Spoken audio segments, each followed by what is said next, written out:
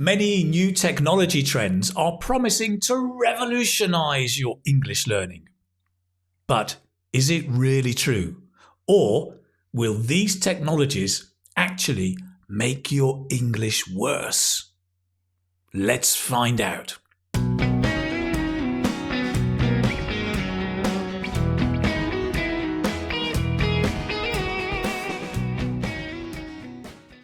Hello, it's Keith from Keith Speaking Academy, and there's a lot of new technology cropping up every single day, but is it all helpful for you to learn English?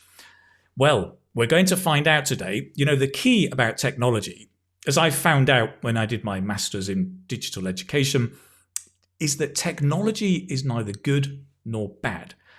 It's all about how you use it that makes it good or makes it bad.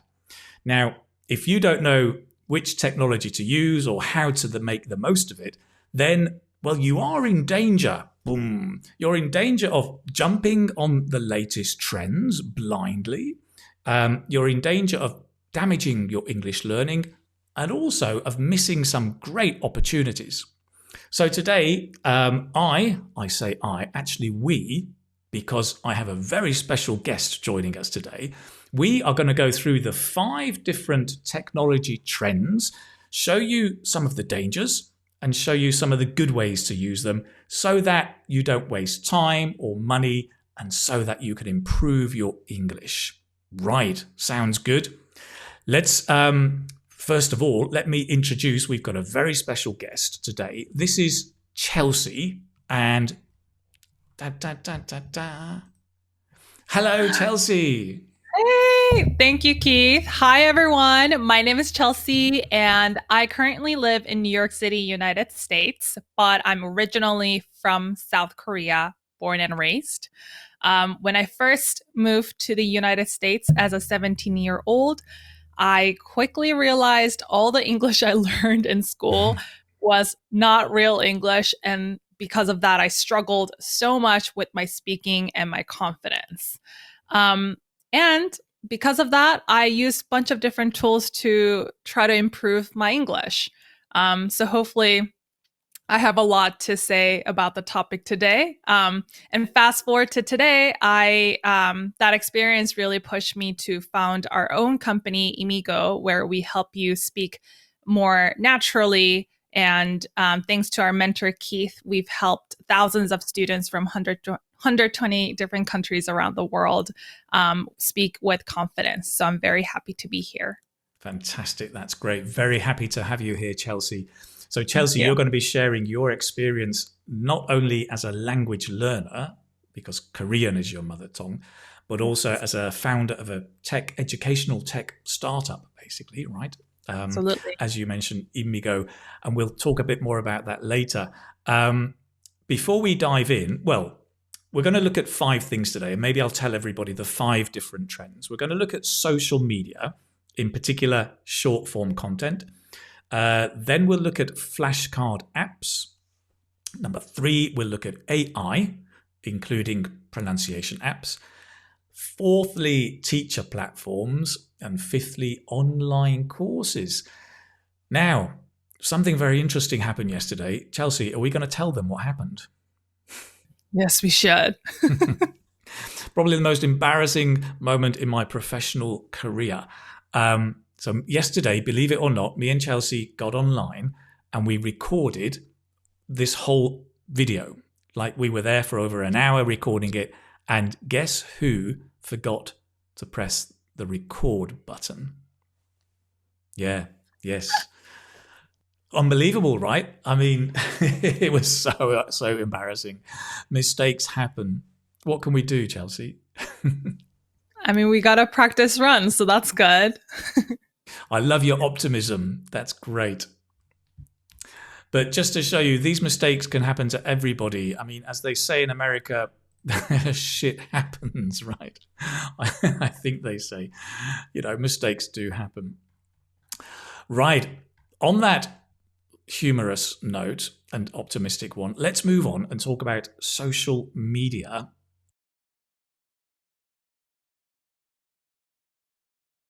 one. Let's move on and talk about social media and in particular short form content. Now, when I say short form content, I'm talking about these short, quick videos like Instagram Reels, TikTok videos, and YouTube Shorts. Those kind of quick videos, right?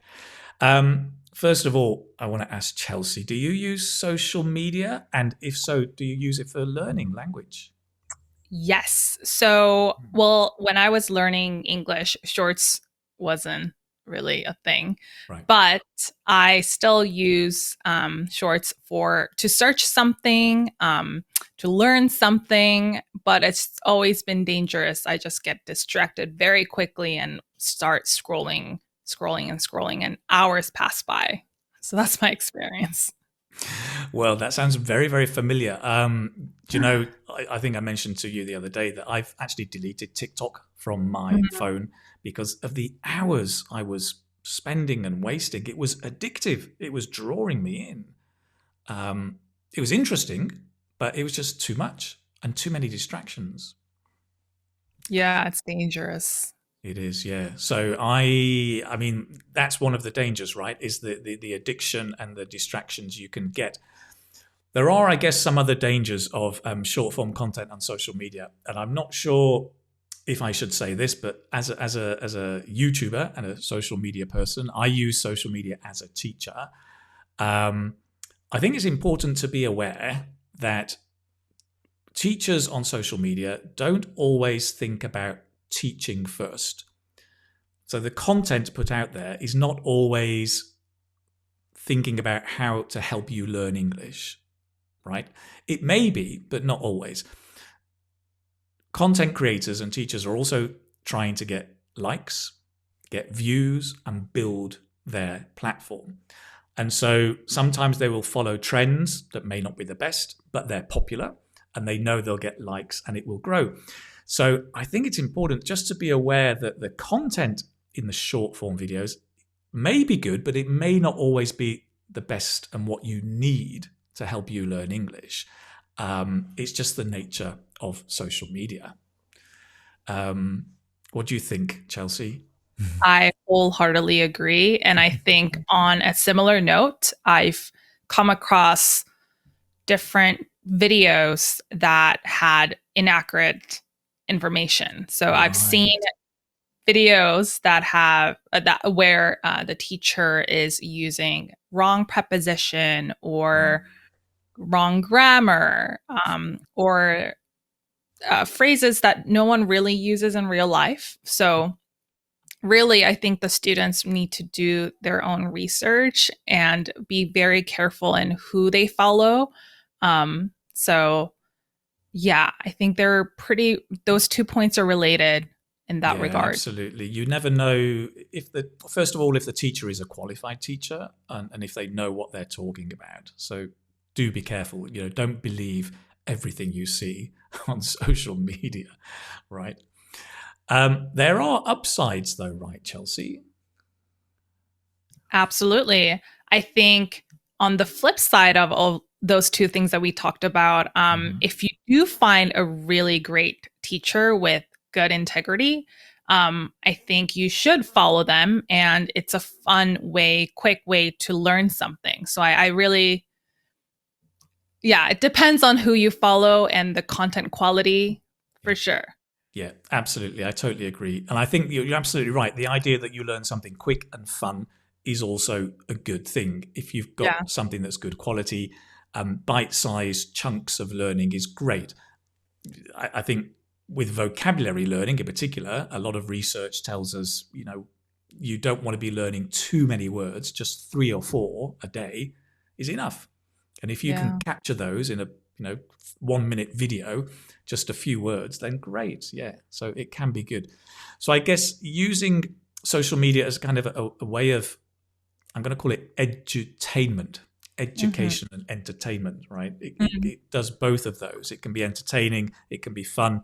But yeah, I would encourage students to try different teachers, look for different things, and try and check on the integrity and the quality of the teacher that is teaching you. And don't believe everything. For sure. Absolutely. Great. So, social media. Let's move on to number 2, flashcard apps. So, if I'm sure you're familiar with these, but to give you examples, we're talking about, well, in my day, it was pieces of card that you turned over. Now it's digital. You press a button and it flips. You have a word and a definition. Some of the big players, I think, are Anki, Quizlet, Memrise is another one. Duo Cards is a fairly new one, and they're all very, very good. But there are some things to think about. But again, I'm interested, Chelsea, as an English learner back in the day. Have you used flashcard apps? Yes, I have. And Quizlet was my favorite. It was really good. I still really like Quizlet.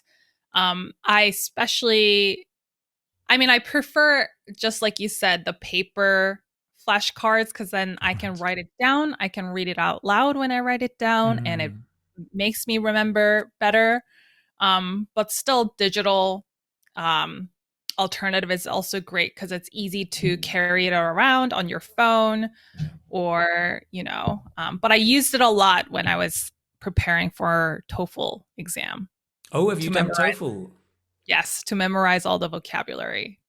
Right. And was that effective? Yes.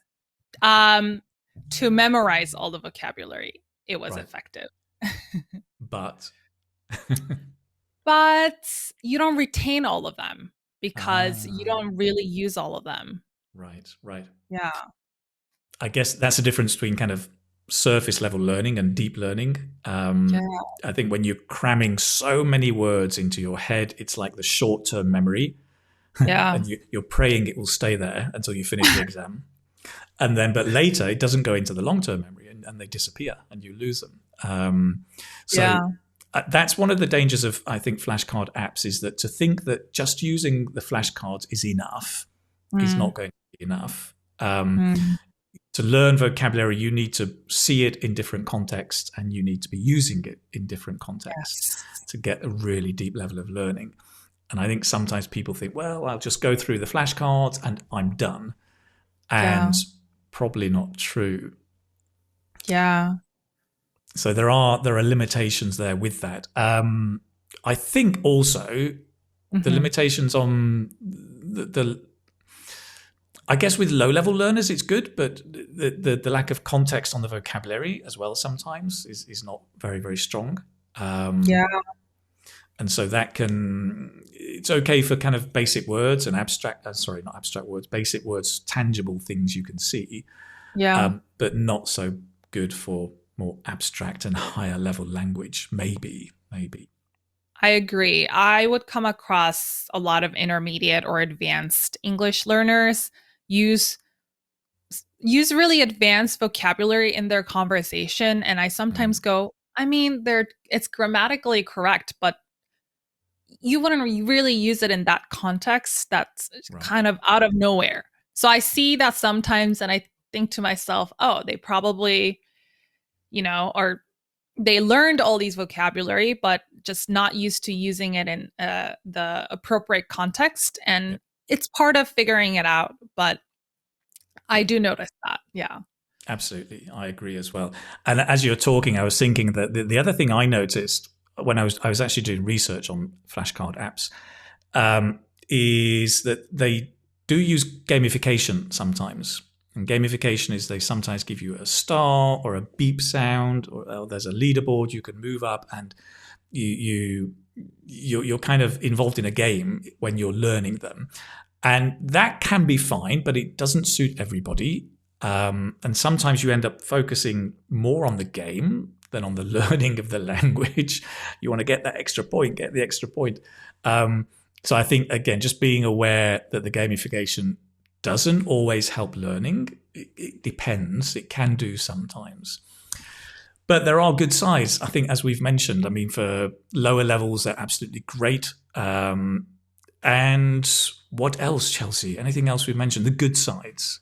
Yeah, I think, like you mentioned, or like we talked about, to build those vocabulary in a short amount of time if you Yeah.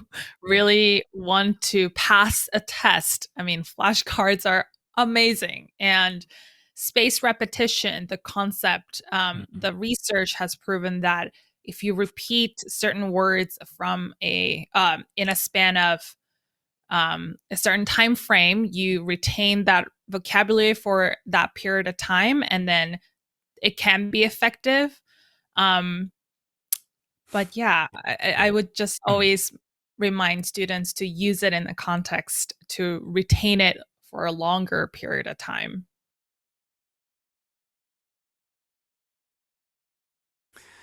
Great. Let's move on. We've done social media, we've done flashcard apps. Number 3, we're going to look at AI, which of course stands for Artificial intelligence. and here I'm thinking of language learning apps, things like Babbel, Rosetta Stone, Busu is another one. And there are now a lot of pronunciation apps, and they're using voice recognition and AI to give you personalized feedback on your pronunciation.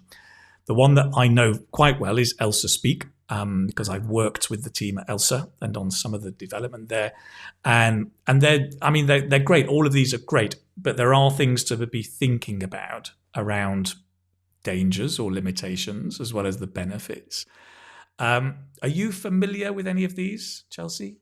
Of course. I mean, they're so popular. Right. Most of our students have at least used one once. So I hear a Right. lot of feedback on those as well. Yep. Yep. Absolutely. So, what are the dangers of these? Chelsea, what's the danger of using AI in a language learning app? Yeah. So I had a chance to speak with the ChatGPT team, engineering team, a few weeks ago, Right. Okay. and we were looking at how bunch of different education companies and how they're using AI to give feedback to their students.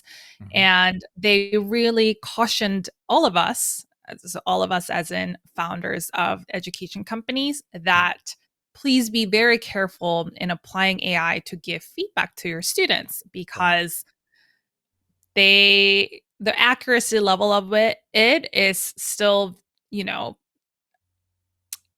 not there yet. So, you can fine tune it for your specific use case. So maybe you're giving math feedback, maybe you're giving pronunciation feedback, maybe you're giving grammar feedback, but they're not always accurate and appropriate for the context. So, as a student, I would use it maybe as a reference point, but I Right. wouldn't rely 100% on what the AI says. Oh, because AI says my pronunciation is only accurate 40%, my pronunciation must suck. No, that's not true. Oh, this app says my pronunciation is native level, I must have a native level pronunciation overall. No, that's not true. So, yeah. Very, very interesting that they say that at ChatGPT as well. I think the technology is developing and it's getting better and better. But again, it's about how it's used and students' expectation of it. I think there are very positive things about AI, right? I mean, if you look at these learning apps like Babbel, for example, they give you dialogues and conversations and you progress through the lesson, and AI adapts to give you the level appropriate to you. And as you get better more quickly, it gives you tougher stuff. Or if you're slow, it slows down. It's amazing. It's almost like a teacher personalizing and adapting to you. And you can get personalized feedback just on what you've said. So the pronunciation apps, like on Elsa, they would, if you mispronounced a sound, they would say, "Oh, you're making this sound. It should be this sound. Try these words," and they'd give you suggestions. And you can then practice on your own with that, which is great. I mean, pronunciation practice, a lot of people want to do on their own because it's such a personal thing. Sometimes students are afraid of other students laughing at them or listening to them getting pronunciation right. So it's quite a personal space, I feel, for me, pronunciation. For sure. Yeah. Actually, just to clarify, I think the team was talking about how, like you said, it's about how you use it. Yeah, AI can be very good at telling you yes or no, and then why, but it has limitations still around giving the students what they need outside of that. So that's when the feedback becomes limited and maybe yeah, not so accurate at times. yeah. No, that's great. That's great. So I think, I mean, a quick summary is I think, as with many kinds of technology, is that making sure you're complementing your use of a language app with other activities, if possible, real life practice, whether that's conversation or writing to somebody, but complementing it with other activities. I think that's probably the key to move forward. Would you agree? Yes, absolutely. AI itself, not enough. You need to talk to other people to get the real life feedback. Yeah, yeah. Right. Let's move on. Number 4, teacher platforms.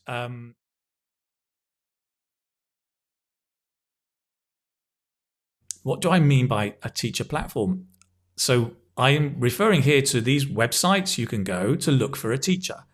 So if you're looking maybe for an individual teacher to teach you something, English in this case, there are lots of websites out there. You can go and look for a teacher. You can choose your teacher, choose the time, choose the place, maybe choose the content. And there are lots of them. There are loads of these platforms, right, Chelsea? Are you familiar with Yeah, any of those? absolutely. There's italki, Cambly, Preply, Amazing Talker, Lingoda, and of course, Immigo that we founded Yeah. is a teacher platform. Right, right. Absolutely. Um, iTalk is an interesting one. I spent about 2 years teaching on iTalki. Um, as we mentioned the other day, which is something that when I moved into the online education space, I began teaching to really get a feel for how it works. And it was great, but I did notice one-on-one teaching is quite stressful for many, many students.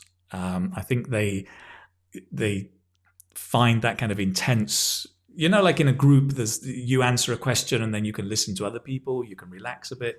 One-on-one, it's like the teacher asking you answer, teacher You're asking being you answer. grilled. It's being grilled. It's an interrogation. It's like, oh, And like, oh my and God, what's there's going to no come rest. next? Exactly, it can be quite tough. Um, there is that, but there are other dangers of teacher platforms. I guess similar to social media is the quality of the teacher. Mm-hmm. That they are very, very varied. There are good and there are bad. Now, of course, that's true wherever you go, right? In the real world as well. I think on teacher platforms, I mean, some platforms are quite open about it. I know Preply, they do tell us that their teachers are not all qualified, but they have tens of thousands of teachers. So their strength is you want to get a teacher at 3 o'clock in the morning on the other side of the world. There's probably somebody on Preply who can teach you. But you do. The danger is that you can spend a lot of time looking for the teacher that's a good one that matches your personality, which is important, and matches your learning style, which is important, and is qualified to teach what you want to do. If you want an IELTS class, you need somebody who knows IELTS. So you can spend a lot of time and a lot of money trying to find the right teacher, right? And I think that's a real challenge for teacher platforms. Absolutely. I hear so many stories from our students about how, like, they hated the experience of the one-on-one teaching in some platforms. Yeah. And Right. some teachers apparently ask the students to come up with the content that they want to be taught. And how is the student supposed to know what they are lacking and Right. come up with the content and material? So it really depends. Yeah. There are all sorts of teachers, some with lots of experience and others with little. And so you do get that. Yeah. I mean, the Yeah. upside of these platforms, and I recognize this entirely, is that you do get to access a teacher maybe a native speaking teacher Yes. who in your own country you have no access to. Mm, Maybe it's impossible to find an English speaker in the area where you live. You go right. online, you find a teacher on Cambly or italki, and they're a native speaker from London, and you're like, wow, Yeah. I'm speaking to a Yeah. Londoner. Great. Yeah. And it does give you that accessibility, which is great, right? I think that's a big, Mm, big bonus, I would think, for this. I think so too. And even if they're not qualified teachers, as long as you're aware of it and then use that as a practice opportunity with a native speaker, I think it's invaluable. Yeah. Yeah, absolutely. There's a flexibility as well, which is a good thing we've talked about. One or two platforms are now not just offering one-on-one, which can be Mhm. intense, but they're offering Mhm. group classes as well, right? Yeah. Yeah. And they can be affordable. And what's amazing about group classes and Immigo, our learning method has the group class style, is that it's not only more fun because you have other people from around the world usually, Mhm. um, and you have that sense of, oh, I'm not just learning by myself, I have others. So it's more likely that you'll continue learning because you really love it, as long as there's an equal speaking time across everyone, equal output time across everyone. I think that's Mhm. very important because Mhm. you can easily just spend 3 minutes here talking and then the rest of 57 minutes hearing other people speak. That isn't always effective. The dominant student, right? I know, like super excited students, and Mm. when I'm a shy student, so I can relate to a lot of students on that note. And you can also pick up a lot of new expressions and new vocabulary from other students. Also, from their mistakes, you can learn as Mm. well. I see so many instances where a student makes a mistake, the teacher corrects them in front of the other students, and the other students all go, oh, I also make that mistake. I did not Mm. know that was a mistake. Mm. And you can learn more effectively, I would say, in a social setting. Right. Yeah. I totally agree. I mean that's one of the great things I think about the tech, not the technology, the pedagogy that you're following around socialism. Hello, not socialism, social constructivism and social learning. Language being a social learning. Absolutely. That you construct meaning by engaging with people and practicing the language. There's a lot of research behind that, and I think that's very powerful. What you're doing, setting up groups for students to engage with each other and to practice together. And it Yeah. sounds like, I mean, you mentioned about speaking to people of other cultures, that also that cultural understanding Yeah. is at play there as well. Yeah. Yeah. Yeah. So just to give more context, Mm-hmm.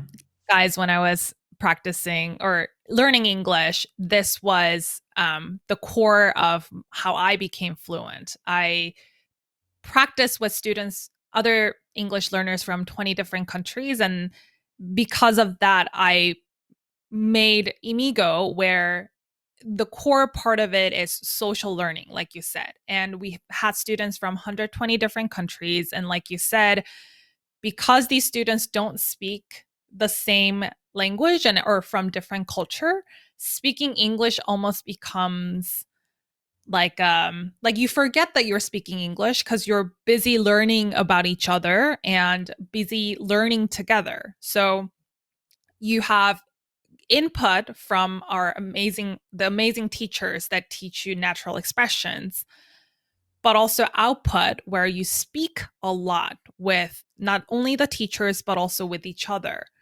And there's also an accountability portion to it.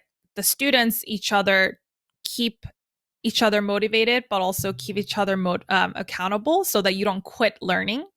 And of course, our team makes sure that everyone is motivated. Community is a big part of what we do, Mm-hmm. making everyone feel safe and enjoy learning. I think that's the biggest thing when it comes to learning anything. If you don't enjoy it, if you're stressing over it all the time, most likely it's not going to last. Yeah. Um, so, Right. yeah, the pedagogy is so important around that. Yeah, yeah, very, very true. That's fascinating. It's really, really interesting. So, yeah, I think Immigo is a very, very interesting teacher platform and the structure that you offer. I will leave a link down in the description below if people want to go and check it out. It's immigo.io.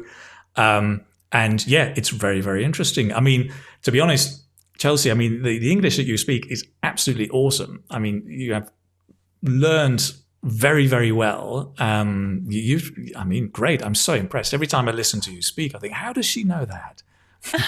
Thank you so much. It was a lot of hard work and, Mm, but I think that gets me excited to help other students get to where I am today. right, So, right.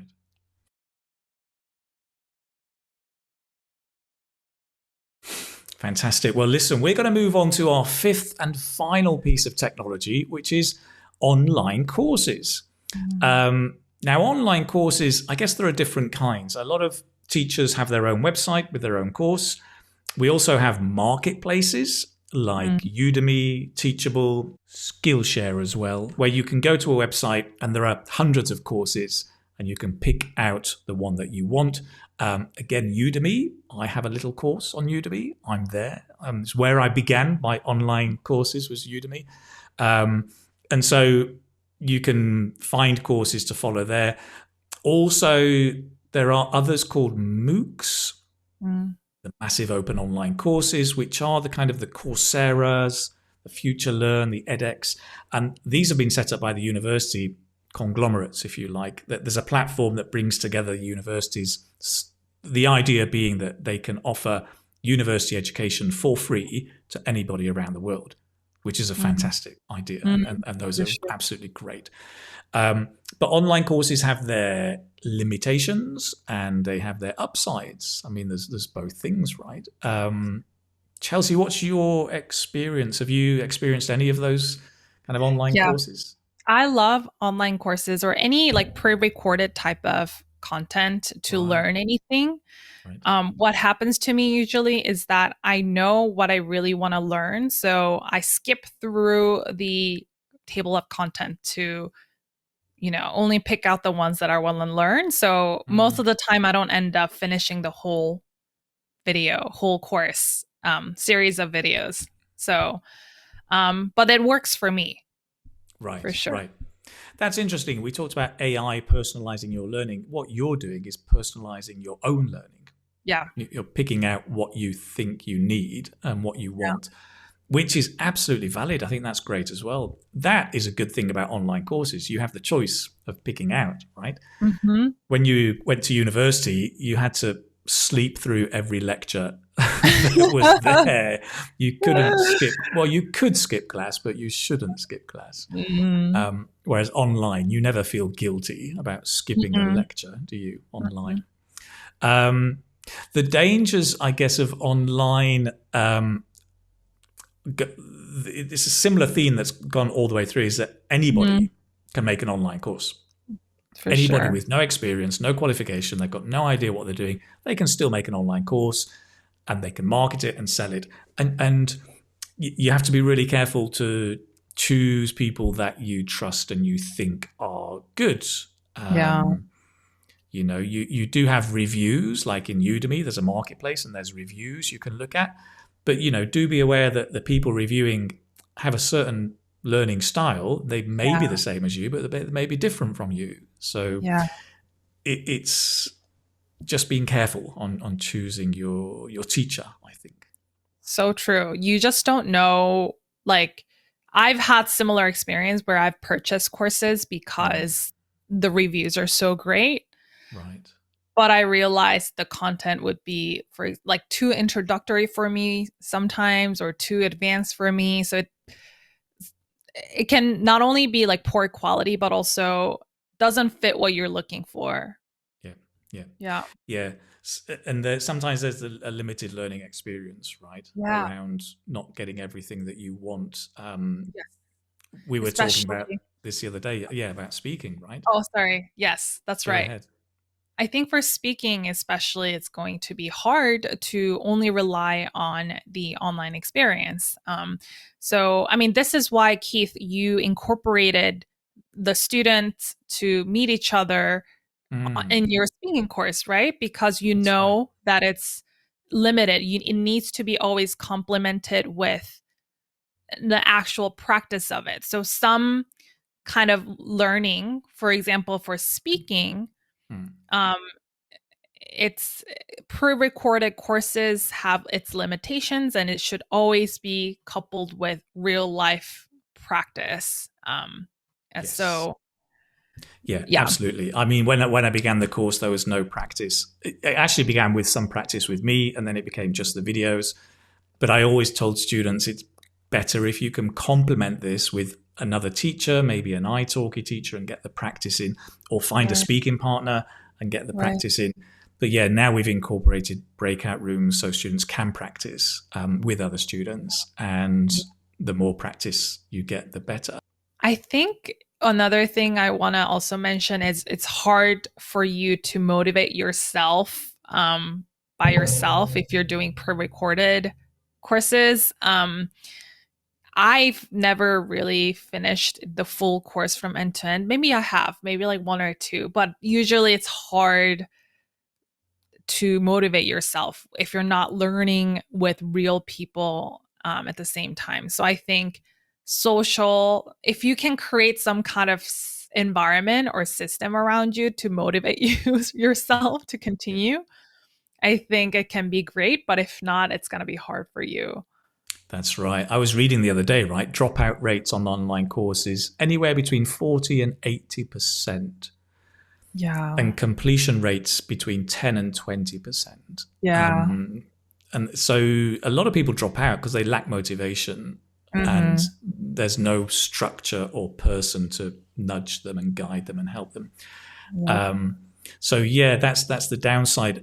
I mean, talking about the really good things about online courses for language learning, there's this input-output theory that you need input and you then need to output to learn a language. Yeah. And online courses like video courses, you've got unlimited input, right? Yeah. You can listen again and again and again. I mean, I've got students on my course 2 years later. They say, I'm just listening again, getting the input again. And you've got unlimited output. You can pause the video and repeat, pause and repeat, pause and repeat for infinity.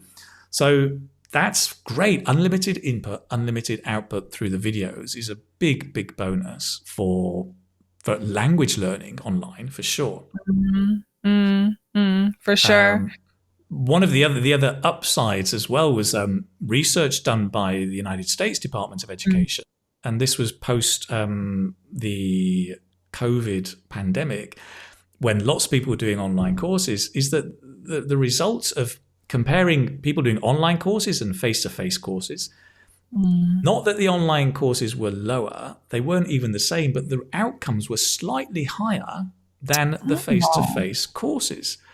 And they said it was interesting. There were things like the lack of peer pressure helped learning, and similar things that there was I